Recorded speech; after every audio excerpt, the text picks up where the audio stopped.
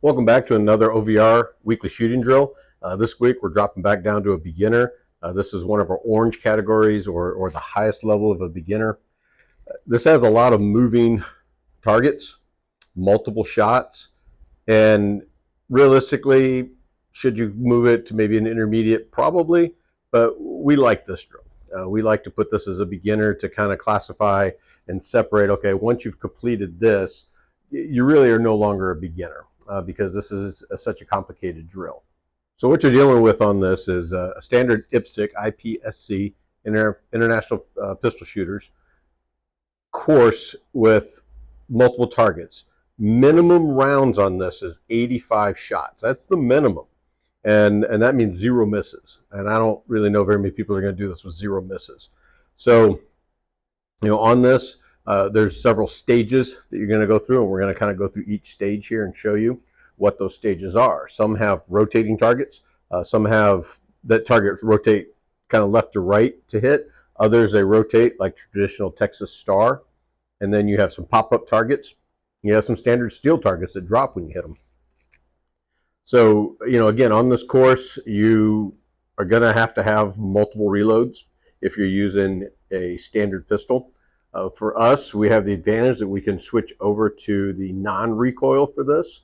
And the advantage of using the non-recoil, other than you don't have to reload throughout this, the other advantage is that it really works hard on that trigger squeeze.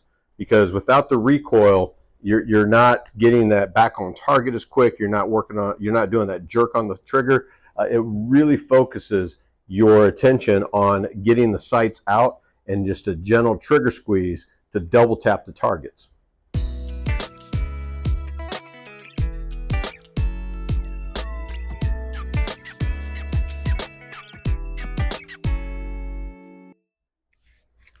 So you start the course off with a standard octagonal IPSC target. You're going to double tap that as it raises. It'll just automatically raise on you. So you either have to shoot it as it's moving or just wait till it gets to the top.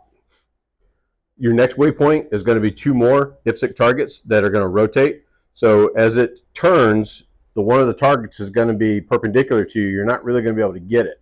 So you got to wait till it rotates back to get to you. Your next waypoint is 2 more double tapping of IPSC targets. And again, they're going to just kind of be moving back and forth on you. And so again, it just works on that trying to hit the moving target. This isn't a big movement, but it's enough that it could mess with your brain a little bit as you're practicing. This next stage is a little bit more difficult. These are 5 IPSC style octagonal targets that are all getting double tapped, but the whole thing is rotating like the Texas Star does. Now, unlike the Texas Star, this doesn't change on the rotation. It has a nice steady rotation, so you can kind of follow the rotation and hit each target as you go around. Our next target, as soon as you get to the stage, you're going to have 3 targets that are silhouettes that are going to pop right up on you. Again, double tapping each of those 3 targets. Next target, we're returning back to some IPSC octagonal targets. Again, double tapping each one. You got 4. So you've got 2 that are already up that you're going to start to shoot. As you begin that, 2 more are going to pop up on either side. Here at this stage, we're moving into another silhouette target. On this silhouette target, it's just going to move from left to right at a steady pace. And so you just have to follow that and hit it as it moves, leading that target. This next stage is one of the most difficult ones. And so you have 8 steel plates that as you hit those steel plates, they're going to drop off. But at the same time, each individual section of 4 star is going to spin, and then the entire thing is going to spin back on itself. And there's a video that you can see how this works. And so you're constantly trying to hit a moving target. And there is some strategy to this, depending on how you shoot, because if you have all the weight on one side, it's going to cause it to go faster. So you do want to sort of balance it out as best you can to help manage your ability to shoot the target. This next waypoint is just a repeat of the last one. So again, nothing really different. Just work on that strategy. And those are small steel targets, steel plates that you're trying to hit. Moving on to our next point, you've got more small steel targets. So you're going to hit these 2 plates. They're not going to drop or anything. You're just going to you're just going to hear the impact of the steel, and that's going to let you know to move on to this next target, which is going to be your first Texas Star. Now at this waypoint, you've got your Texas Star, and just like the other moving plates, that as you shoot this, the star is going to spin at different rates based on which of these plates you're hitting. So, you know, obviously if you hit that top target first, it stays balanced, and so there's really no movement. Whereas if you try to hit the one on the right, it's going to start to spin, and if you hit two side by side and all the weight is on one side, it's really going to spin a lot faster. It's going to make it a little bit more difficult. Moving on to the next waypoint, we just have 3 standard steel plates that you're going to hit. They're going to drop as you hit them. Almost a repeat of the last waypoint, except in this case you've got 5, and they're sort of turned a little bit, so you're not looking straight on at these. It makes it a little bit more difficult because of the angle. Moving on to our next waypoint, you've got another Texas star. Again, you're shooting this the same way you did the last one. This waypoint's a little bit different. It looks similar to the one at the beginning where you had the 4 silhouettes. The issue on this one though is as soon as you begin approaching these targets, they're going to start dropping. And so your left one's going to drop first. So if you shoot from the right, your left one's going to fall. You're not going to be able to continue with the course. So you got to make sure that as you're moving forward, you're actually engaging that left target before it drops all the way. Hit the middle, hit the right before they end up dropping away. Back to another Texas star, same method here.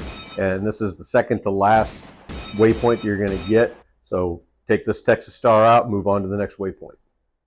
Your final waypoint is going to be 2 more steel plates that you're going to knock down. Once these knock down, you're going to go out to a door on the left-hand side and you're going to exit the course. So on this run of Building Clear, I'm not making excuses, but I kind of am. And when I say that is, you know, I've got some new glasses, if you've noticed, and they're progressives. I'm getting old. So I'm trying to get used to it. And so if you notice, even as I'm talking, my head, I'm constantly moving up and down because for distance, it's up high. For anything close, it's down low. So it's getting a little confusing. So because of that, this is a great opportunity for me to safely come in here and practice at OVR and work on where those shots are close and far. The closer shots really pretty much instinctive, and you just kind of get center mass on those. But you know, when you start talking about the Texas Star and some of those small plates, it's not easy trying to get used to these new progressives. So you know, with all that being said, again, yes, I'm kind of making an excuse. You know, my overall hits, I hit it 85 times, which is what you're supposed to do, but I had 17 misses. And those were pretty much all right around that the double Texas Star because those things are so small and they're constantly moving. And again, I'm trying to get used to these glasses. So again, that's another reason to come into OVR. If there's any change in your health, in your vision, in your hearing, in your muscle strength, any of those things change, it's easy and safe to come in here to OVR, work those kinks out, then take that out to the real range and feel more comfortable, more confident that you can do it versus trying to do this at the real range. One, you're wasting money because you're just going to be constantly shooting, and as I'm doing here, up and down, trying to figure out that distance. So you're going to be wasting money on the ammo.